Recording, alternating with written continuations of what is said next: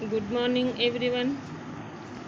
Today we will discuss that what sort of a character Roji has.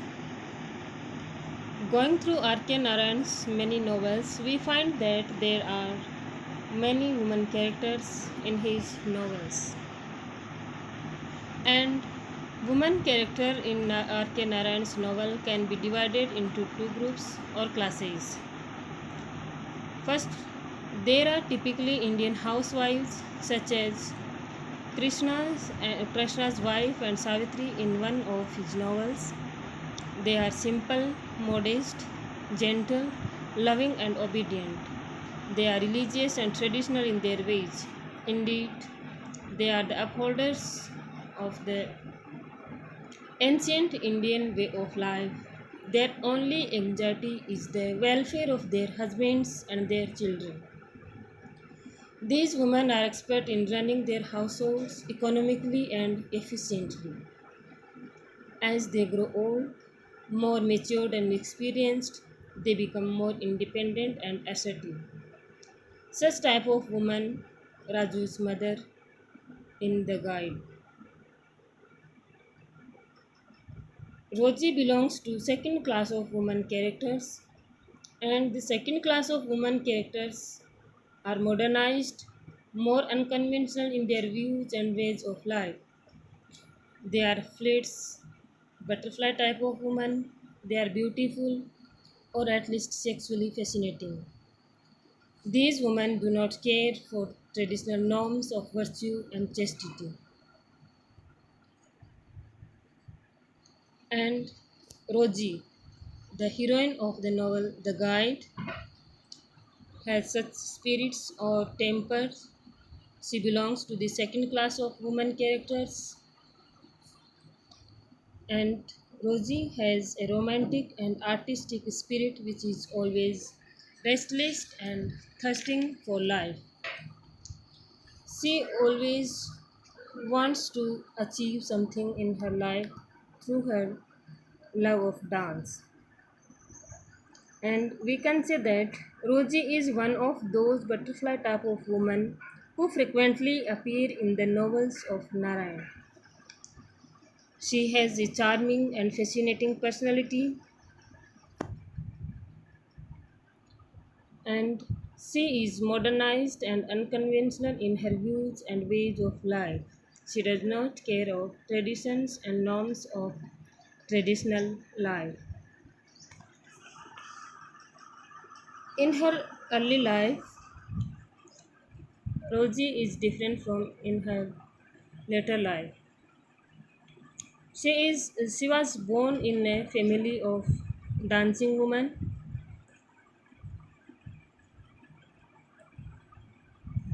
Rosie only knew who her mother was, but not her father.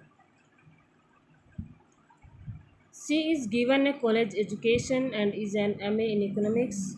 She is flattered that a man like Marco should wish to marry her and is devoted to him in spite of his importance and priggishness. But her inherited feelings for dancing cannot be suppressed, and when she gets a chance to perfect the art, she tries to something. So she tries to do something. When she arrives at Malgudi, she started something new in her life. Raju, the central character in the novel, and a tourist guide at Malgudi, falls in love with her at first sight and says she was not very glamorous, if that is what you expect. But she did have a figure, a slight and slender one, beautifully fashioned, eyes that sparkled, a complexion not white but dusky, which made her only half visible as if you saw her through a film of tender coconut juice. Her arrival at Malgudi with her husband Marco plays havoc with the life and career of Raju, the popular railway guide. However, it seems that Seems rather fantastic and incredible that a highly educated, cultured, and sensible girl like Rosie should fall in love with an ordinary illiterate good for nothing loafer like Raju. But the novelist has used various devices with great success to make their relationship credible. She is essentially Hindu wife, but novelist has given her a context which denies life. She has a husband to whom dead and decaying things seem to unloosen his tongue and fire his imagination rather than the things that lived and moved and swung their limbs. The husband was interested in sculptured figures on walls and stones in caves, but not in his wife, who, as dancer, was the living embodiment of those images. She had intellectual interests too. She looked for ideas in the Ramayana and Mahabharata and remarked to her husband enthusiastically. When that husband throws her out and she has no other place to go to, she comes to Raju. More than the attraction of sex is the desire to perfect her art and realize herself fully in her God given gift. She does not take long to achieve eminence. When Raju wants her to give performance, she is not unwilling. But with fame come unceasing demands on her time and energy. She has to fall into a routine and go round and round like a bullock to an oil crusher. Her weariness of it all is like that of any film star. She is being exploited but sticks it out.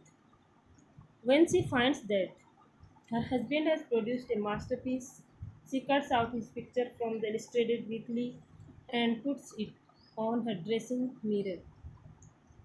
So there are many changes in her life, in her behavior and emotions when she was living with Raju.